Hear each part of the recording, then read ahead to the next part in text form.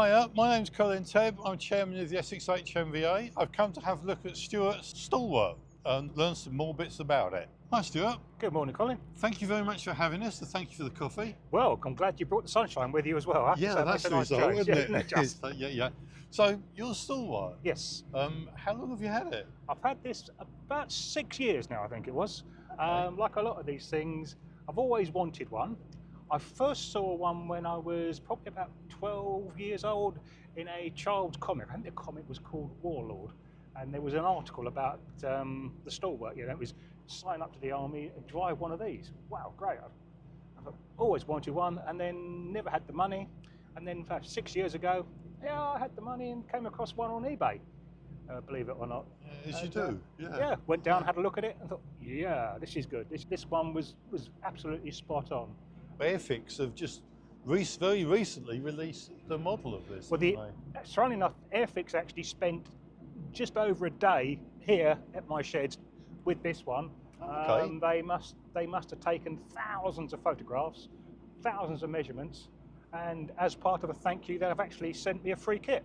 I've seen the model. It looks quite detailed and quite good. So it's based on this truck. Well, they took loads of measurements and photographs of this one, and then they went to another one and they laser scanned it. Oh, so right. it's a combination of the two. One of the bizarre things is when they got back with their measurements, they then phoned me up and said, do you realise the steering wheel's not in the centre? No, as far as I was concerned, the steering wheel's in the centre. And they said, according to our measurements, it's actually 2 inches slightly to the left than it is to the centre. There we go. So it's a left-hand drive? Technically, it's left-hand drive, yeah. Oh, brilliant. So I know the engine's in quite a weird place. Yes, the engine is basically in the back, underneath the hull, and it is a complete and utter nightmare to work on.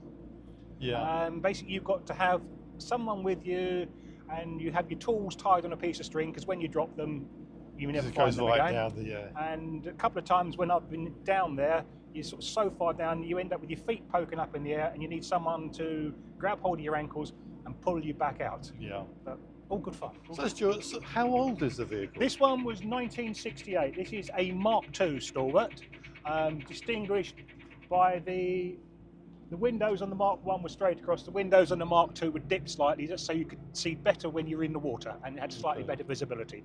The only other difference was the dashboard was slightly different. This one, say the Mark II, very early Mark II. This was the second prototype with a crane, so quite a good one. According to the the people on the Stalwart forum with the serial number, it's a second prototype with a crane. This one was based with Royal Horse Artillery, as it would have spent most of its life in Germany. And the idea of these vehicles was they wanted a vehicle that could follow the Chieftain tanks, the Abrett self-propelled guns, and they wanted a vehicle that could follow them into battle, resupply them with fuel and ammunition.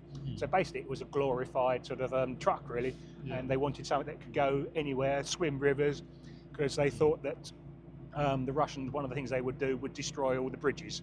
So they wanted a vehicle that could swim the rivers. I actually had a very interesting guy, one of the shows, one of the first Essex HMVA shows I went to. Chelsea Pensioner came out, and he was very interested in it. He'd done a lot of the development work with Alvis. He was seconded to Alvis, and he was telling me how they developed it.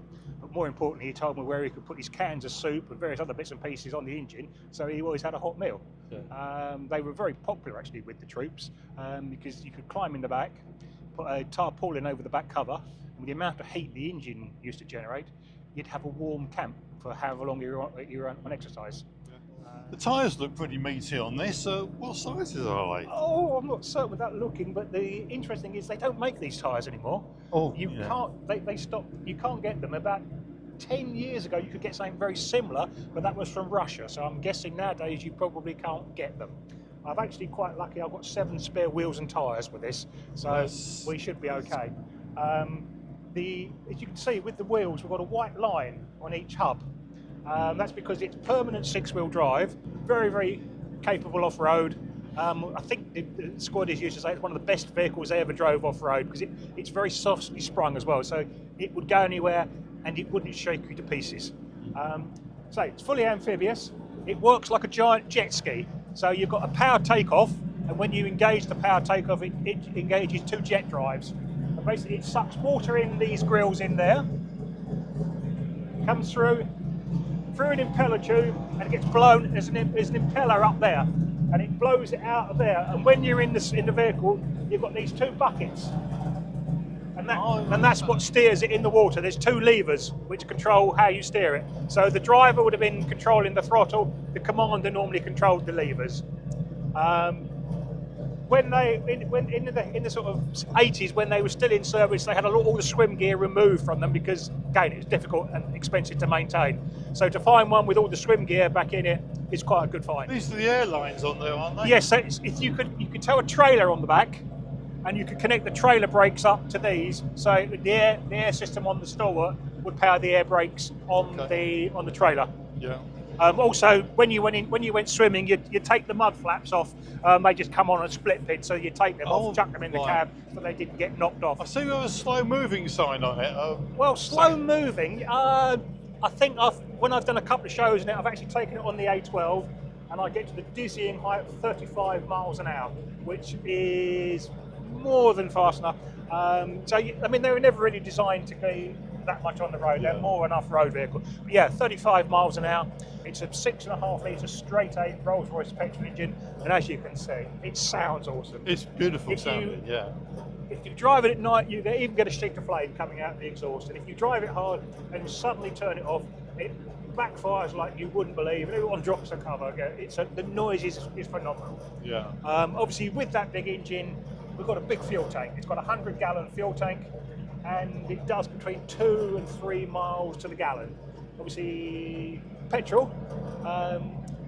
When the army was paying for the petrol, it wasn't a problem. But when I'm paying for the petrol, and obviously you've got to run it nowadays on super unleaded because of all this ethanol. Yeah. 100 gallons. Do the maths. It's not cheap. Yeah.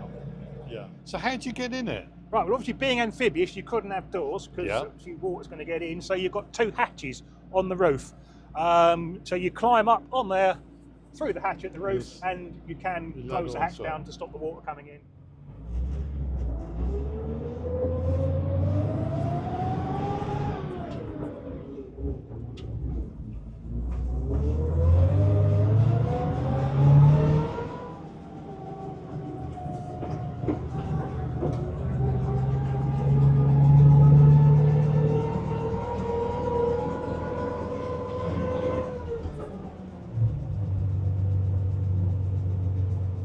Obviously, one of the problems with having a big vehicle is then you need a big shed to put it in.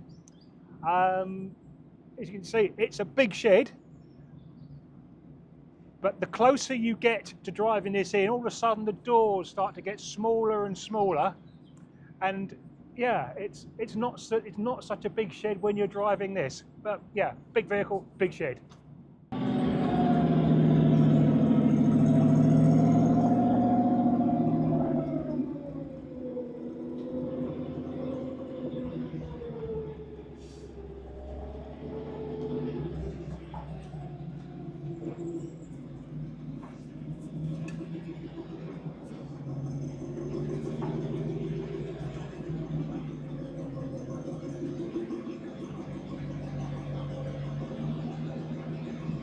Well, thank you, Stuart. Thanks so much for your time today. Thank you for the coffee and showing us around that fantastic vehicle. Yeah, it was a pleasure. It was obviously, like everything, it's nice to get it out, nice to get it driving, keeps it all running. But no, thank you very much. Appreciate it. Cheers, Colin. Thank you. Hopefully we'll be doing the others of some others of your bits, your collection as well. We will. Definitely. Thank you. And thanks very much all for you for watching and your time. Don't forget to like and subscribe, and any comments you may have, add to the comments list. Thanks very much.